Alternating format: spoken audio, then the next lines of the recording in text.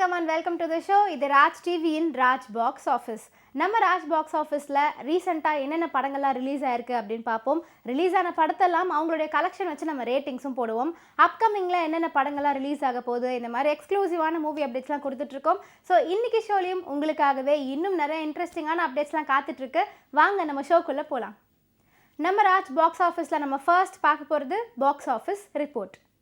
நம்ம box office ரிப்போர்ட்டை பொறுத்த வரைக்கும் போன வாரம் ரிலீஸ் ஆன திரைப்படங்கள்லேயே ஒரு மிகப்பெரிய எக்ஸ்பெக்டேஷனோட ரிலீஸ் ஆன படம் தான் ஜோஷ்வா இமை போல் காக்க அப்படிங்கிற திரைப்படம். இந்த படத்தில் வருண், கிருஷ்ணா இன்னும் ஏகப்பட்ட பேர் நடிச்சிருக்காங்க. இது ஜிவிஎம் டைரக்ட் பண்ண படம் அப்படிங்கிறனாலேயே மிகப்பெரிய எக்ஸ்பெக்டேஷன் இருந்துச்சு. ஆனால் இது வரைக்கும் படம் பார்த்த எல்லாருமே ஜிவிஎம்மாக இந்த படத்தை டைரக்ட் பண்ணாரு அப்படிங்கிற டவுட்டே இருக்குது. ஏன்னா அந்த அளவுக்கு படம் கொஞ்சம் சுமாராக தான் இருக்குது அப்படின்னே சொல்லலாம். இது ஒரு மீடியம் பட்ஜெட் ஃபிலிம் தான். 10 கோடி ரூபா பட்ஜெட்டில் இந்த படம் உருவாயிருக்கு. இவங்களுடைய ஓப்பனிங் டே கலெக்ஷனில் எவ்வளோ கிடச்சிருக்கு அப்படின்னு பார்த்தீங்கன்னா 3 லட்ச ரூபா எடுத்திருக்காங்க.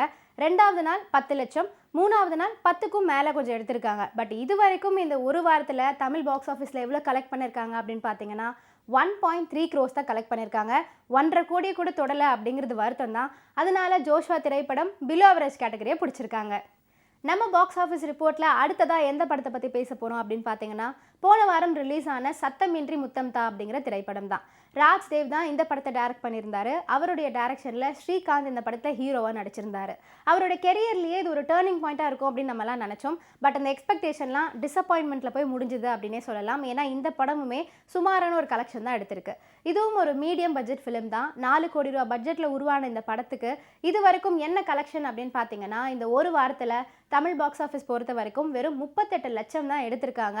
இத்தனை லட்சங்கள் கலெக்ட் பண்ணியிருக்கு இவ்வளோ பெரிய ஹீரோ நடிச்சும் அப்படிங்கிறது கொஞ்சம் வருத்தம் தான். அதனால நம்ம பாக்ஸ் ஆஃபீஸ் ரிப்போர்ட் பொறுத்த வரைக்கும் ஆவரேஜ் கேட்டகரி பிடிச்சிருக்காங்க. இத்தனை படங்கள் கூட சேர்ந்து போன வாரம் போர் அப்படிங்கிற திரைப்படமும் ரிலீஸ் ஆயிருந்துச்சு. இந்த படத்தில் அர்ஜுன் தாஸ், காளிதாஸ் ஜெயராம் இன்னும் ஏகப்பட்ட பேர் நடிச்சிருந்தாங்க. இந்த படத்துக்குமே மிகப்பெரிய ஒரு எக்ஸ்பெக்டேஷன் இருந்துச்சு. ஏன்னா ரீசெண்டாக அர்ஜுன் தாஸ் நடித்த படங்கள் எல்லாமே நல்ல ஹிட் ஆயிருக்கு. ஸோ அந்த வரிசையில் அடுத்ததாக இவருக்கு இது ரிலீஸ் ஆகுது, இதில் எப்படி பெர்ஃபார்ம் பண்ணியிருக்காரு அப்படின்னு பார்க்கறதுக்காக அவரோட ஃபேன்ஸ்லாம் காத்துட்டு இருந்தாங்க. ஸோ இந்த படத்தோடைய பட்ஜெட் அண்ட் கலெக்ஷனாக இப்போ பார்க்கலாம். இவங்களுடைய பட்ஜெட் என்ன அப்படின்னு பார்த்தீங்கன்னா 8 கோடி ரூபா பட்ஜெட்டில் இந்த திரைப்படத்தை உருவாக்கியிருக்காங்க. இவங்களுக்கு இது வரைக்கும் ஓவரால் கலெக்ஷன் எவ்வளோ அப்படின்னு பார்த்தீங்கன்னா இந்த ஒரு வாரத்தில் வெறும் 1.5 கோடி தான் எடுத்திருக்காங்க. அதனால இந்த திரைப்படம் நம்மளுடைய பாக்ஸ் ஆஃபீஸ் ரிப்போர்ட் பொறுத்த வரைக்கும் ஆவரேஜ் கேட்டகரி பிடிச்சிருக்காங்க. போன வாரம் ரிலீஸ் ஆன திரைப்படங்களே ஓரளவுக்கு சுமாராக நல்லபடியாக பார்க்குற அளவுக்கு இருக்குப்பா அப்படின்னு சொல்லப்படுற படம் தான் அதோ முகம் அப்படிங்கிற திரைப்படம். இந்த படத்தை சுனில் தேவ் தான் டைரக்ட் பண்ணியிருக்காரு. அவருடைய டைரக்ஷனில் நிறைய நியூ ஃபேஸஸ்லாம் நடிச்சிருக்காங்க. இந்த படத்துடைய பட்ஜெட் என்ன அப்படின்னு பார்த்தீங்கன்னா 3 கோடி ரூபாய். 3 கோடி ரூபாயில் உருவான இந்த திரைப்படத்துடைய ஃபர்ஸ்ட் டே கலெக்ஷன் என்ன அப்படின்னு பார்த்தீங்கன்னா 10 லட்சம் எடுத்திருக்காங்க. 2வது நாள் 12 லட்சம். இப்படி கொஞ்சம் கொஞ்சமாக அவங்களுடைய கலெக்ஷன் இன்க்ரீஸ் ஆகிட்டே போயிருக்கு இந்த வீக் ஃபுல்லாக. இது வரைக்கும் இந்த 1 வீக்கில் தமிழ் பாக்ஸ் ஆஃபீஸ் பொறுத்த வரைக்கும் 60 லட்சம் கலெக்ட் பண்ணியிருக்காங்க. ஓவரால் இந்தியன் பாக்ஸ் ஆஃபீஸ் அப்படின்னு எடுத்துக்கிட்டோன்னா 70 லட்சம் கலெக்ட் பண்ணியிருக்காங்க. இந்த கலெக்ஷன் கொஞ்சம் சுமாரானதாக இருந்தாலும் போன வாரம் ரிலீஸ் ஆன திரைப்படங்கள்லேயே இந்த படத்துக்கு தான் கொஞ்சம் பாசிட்டிவ் ரிவ்யூஸ் கிடைச்சிட்ருக்கு. அதாவது நல்ல வேர்ட் ஆஃப் மவுத் அப்படின்னு சொல்லலாம். அதனால இந்த திரைப்படம் அபவ் ஆவரேஜ் கேட்டகரியை பிடிச்சிருக்காங்க. மனிதர் உணர்ந்து கொள்ள இது மனித காதல் அல்ல, அதையும் தாண்டி புனிதமானது அப்படிங்கிற பாட்டு இத்தனை வருஷமாக ஒரு லவ் சாங்காக இருந்துச்சு. ஆனால் இதுக்கப்புறமா இது ஒரு ஃப்ரெண்ட்ஷிப் சாங் ஆக போகுது அப்படின்னு நினைக்கிறேன். எஸ், மஞ்சுமல் பாய்ஸ் பற்றி எப்படி பேசாமல் இருக்கிறது நம்ம ஷோவில். ரீசெண்டாக ரிலீஸ் ஆன ஒரு மலையாள திரைப்படம் தான் மஞ்சுமல் பாய்ஸ். நம்ம தமிழ் ஆடியன்ஸ் நல்ல கண்டென்ட்டாக இருந்தால் எந்த லாங்குவேஜாக இருந்தாலும் ஒரு நல்ல வரவேற்பு கொடுப்பாங்க அப்படிங்கிறத இந்த படத்தை ஒரு கிரேட் எக்ஸாம்பிளாக வச்சுக்கலாம். இந்த படத்துக்கு தமிழ் ஆடியன்ஸ் ரிப்பீட்டடாக போய் பார்த்துட்டு இருக்காங்க. ராஜ் பாக்ஸ் ஆஃபீஸ் மட்டும் இல்லை, மொத்த இந்தியன் பாக்ஸ் ஆஃபீஸுமே அதிர விட்டுருக்காங்க அப்படின்னே சொல்லலாம். சூப்பர் ஹிட் கேட்டகரியும் பிடிச்சிருக்காங்க. அதனால மஞ்சுமல் பாய்ஸ் டீமுக்கு நம்ம ராஜ் பாக்ஸ் ஆஃபீஸ் சார்பாக வாழ்த்துக்களை தெரிவிச்சுக்கலாம். நம்ம ராஜ் பாக்ஸ் ஆஃபீஸில் நம்ம அடுத்ததாக பார்க்க போகிறது இந்த வார நியூ என்ட்ரி. இந்த வாரம் நியூ என்ட்ரியில் இடம் பிடிச்சிருக்க திரைப்படம் தான் கார்டியன் அப்படிங்கிற திரைப்படம். கொஞ்சம் கேப்க்கு அப்புறமா ஹன்ஷிகா ஒரு ரீஎன்ட்ரி கொடுத்துருக்காங்க. இந்த திரைப்படத்தின் மூலமாக சபரி அண்ட் குரு சரவணன் 2 பேரும் சேர்ந்து இந்த படத்தை இயக்கியிருக்காங்க. இது ஒரு த்ரில்லர் ஃபிலிமாக இருக்கும் அப்படின்னு நினைக்கிறேன். ஸோ எல்லாருமே தியேட்டரில் போய் பார்த்து இந்த படத்தை என்ஜாய் பண்ணுங்கள். ஹன்ஷிகாவோட கெரியர்லையும் இந்த படம் ஒரு முக்கியமான படமாக அமைதா இல்லையா அப்படிங்கிறத வெயிட் பண்ணி பார்க்கலாம். இந்த வாரம் ரமேஷ் கந்தசாமியுடைய டைரக்ஷனில் அரிமாப்பட்டி சக்திவேல் அப்படிங்கிற திரைப்படமுமே ரிலீஸ் ஆயிருக்கு. படத்துடைய டைட்டிலே கொஞ்சம் வித்தியாசமாக தான் இருக்குது. படம் என்ன மாதிரி கான்செப்ட் அப்படின்னு பார்த்தீங்கன்னா ஃபுல் அண்ட் ஃபுல் வில்லேஜ் வச்சு தான் இந்த படத்தையே உருவாக்கியிருக்காங்க. ஸோ இந்த படம் எவ்வளோ கலெக்ட் பண்ணுது அப்படிங்கிறத அடுத்த வாரம் பாக்ஸ் ஆஃபீஸ் ரிப்போர்ட்டில் பார்க்கலாம். இந்த வாரம் அதாவது மார்ச் 8ஆம் தேதி விமன்ஸ் டேவை முன்னிட்டு ஒரு விமன் சென்ட்ரிக் ஃபிலிமே ரிலீஸ் ஆயிருக்கு. அதுதான் சிங்கப்பெண்ணே அப்படிங்கிற திரைப்படம். இந்த படத்தை ஜேஎஸ்பி சதீஷ் அவர்கள் தான் டைரக்ட் பண்ணியிருக்காரு. அவருடைய டைரக்ஷனில் ஷில்பா மஞ்சுநாத் ஒரு முக்கியமான ரோலில் நடிச்சிருக்காங்க. அவங்க கூட சேர்ந்து நேஷனல் ட்ரையத்லெட் ஆர்த்தி அப்படிங்கிறவங்களும் இந்த படத்தில் நடிச்சிருக்காங்க. ஸோ இந்த படத்தை டார்கெட் பண்ணி விமன்ஸ் டே அன்னைக்கு ரிலீஸ் பண்ணியிருக்காங்க. எவ்வளோ கலெக்ட் பண்ணுது அப்படிங்கிறத அடுத்த வாரம் தெரிஞ்சுக்கலாம். இந்த வார நியூ என்ட்ரியில் இத்தனை படங்கள் கூட சேர்ந்து ஜே பேபி அப்படிங்கிற திரைப்படமும் ரிலீஸ் ஆயிருக்கு. இந்த படத்தில் ஊர்வஷி, அட்டகத்தி தினேஷ்னு ஏகப்பட்ட பேர் நடிச்சிருக்காங்க. இந்த படம் முழுக்க முழுக்க ஃபேமிலி ஆடியன்ஸ்க்காக அப்படின்னு நான் நினைக்கிறேன். ஸோ இந்த வீக்கெண்டை உங்கள் ஃபேமிலியோட போய் இந்த படத்தை பார்த்து என்ஜாய் பண்ணுங்கள். இந்த வார நியூ என்ட்ரியில் இடம் பிடிச்சிருக்க இன்னொரு திரைப்படம் தான் நல்ல பேரை வாங்க வேண்டும் பிள்ளைகளே அப்படிங்கிற திரைப்படம். இந்த படத்தை பிரசாந்த் குமார் தான் டைரக்ட் பண்ணியிருக்காரு. அவருடைய டைரக்ஷனில் நிறைய நியூ ஃபேஸஸ்லாம் நடிச்சிருக்காங்க. ஸோ பார்ப்போம் அடுத்த வாரம் இந்த படம் எந்த கேட்டகரியில் வருது அப்படிங்கிறத. நம்ம ராஜ் பாக்ஸ் ஆஃபீஸில் நம்ம அடுத்ததாக பார்க்க போகிறது ready for the race segment. நம்ம ரெடி ஃபார் த ரேஸ் செக்மெண்ட்டில் ஃபர்ஸ்ட் இடம் பிடிச்சிருக்க திரைப்படம் என்ன அப்படின்னு பார்த்தீங்கன்னா யாவரும் நல்லவரே அப்படிங்கிற திரைப்படம் தான். ராஜேந்திர சக்கரவர்த்தி தான் இந்த படத்தை டைரக்ட் பண்ணியிருக்காரு. அவருடைய டைரக்ஷனில் சமுத்திரக்கனி, யோகி பாபு இன்னும் ஏகப்பட்ட பேர் நடிச்சிருக்காங்க. இந்த படத்துடைய டைட்டில் வச்சே நம்ம கண்டுபிடிச்சிடலாம் ஏதோ ஒரு நல்ல சோஷியல் மெசேஜ் இருக்குது அப்படின்னு. அது மட்டும் இல்லை, சமுத்திரக்கனி நடிச்சிருக்காரு. ஸோ சொல்லவா வேணும், கண்டிப்பாக ஒரு நல்ல கருத்து இருக்கும். இந்த வாரம் சொன்ன மாதிரியே அடுத்த வாரம் ரிலீஸ் ஆகுதா இல்லையா அப்படிங்கிறத வெயிட் பண்ணி பார்க்கலாம். அடுத்த வாரம் மார்ச் 15ஆம் தேதி ஷெடியூல் ஆயிருக்க ஒரு திரைப்படம் தான் ஆராய்ச்சி அப்படிங்கிற திரைப்படம். இந்த படத்தை கேஎஸ் ரவிசெல்வன் தான் டைரக்ட் பண்ணியிருக்காரு. அவருடைய டைரக்ஷனில் நிறைய நியூ ஃபேஸஸ்லாம் நடிச்சிருக்காங்க. ஸோ அடுத்த வாரம் இந்த படம் ரிலீஸ் ஆக போகுது. ஸோ வெயிட் பண்ணி பார்க்கலாம். நம்ம ரெடி ஃபார் த ரேஸ் செக்மெண்ட்டில் அடுத்த வாரம் ஆனால் மார்ச் 16ஆம் தேதி ஷெடியூலாக இருக்க ஒரு திரைப்படம் தான் காடு வெட்டி அப்படிங்கிற திரைப்படம்.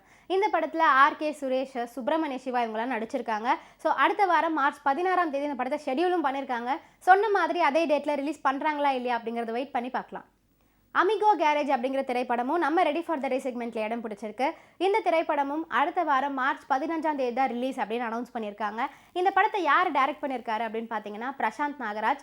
அவருடைய டைரக்ஷனில் ஆக்டர் மகேந்திரன் தான் இந்த படத்தில் ஹீரோவாக நடிச்சிருக்காரு. ஸோ படம் எப்படி இருக்குது அப்படின்னு ரிலீஸ் ஆனால் தானே தெரியும். அடுத்த வாரம் பார்த்து தெரிஞ்சுக்கலாம். நம்ம ரெடி ஃபார் த ரேஸ் செக்மெண்ட்டில் இத்தனை படங்கள் கூட சேர்ந்து அடுத்த வாரம் ஒரு ஹாலிவுட் படமும் வெயிட்டிங்கில் இருக்குது. அது என்ன படம் அப்படின்னு பார்த்தீங்கன்னா கும்ஃபு பாண்டா 4 அப்படிங்கிற திரைப்படம் தான். இதுக்கு முன்னாடி ப்ரீவியஸ் பார்ட்ஸ் எல்லாமே நல்ல வரவேற்பு கிடச்சிருக்கு நம்ம தமிழ் ஆடியன்ஸ் மத்தியிலேயே. இது ஒரு நல்ல ஃபேமிலி ஆடியன்ஸ் படம் தான். ஸோ அடுத்த வாரம் படம் ரிலீஸ் ஆனதும் குழந்தைங்களெல்லாம் கூட்டிகிட்டு போய் என்ஜாய் பண்ணுங்கள் உங்கள் வீக்கெண்டை. நம்ம ராஜ் பாக்ஸ் ஆஃபீஸில் நம்ம அடுத்ததாக பார்க்க போகிறது மோஸ்ட் அவைட்டட் செக்மெண்ட்.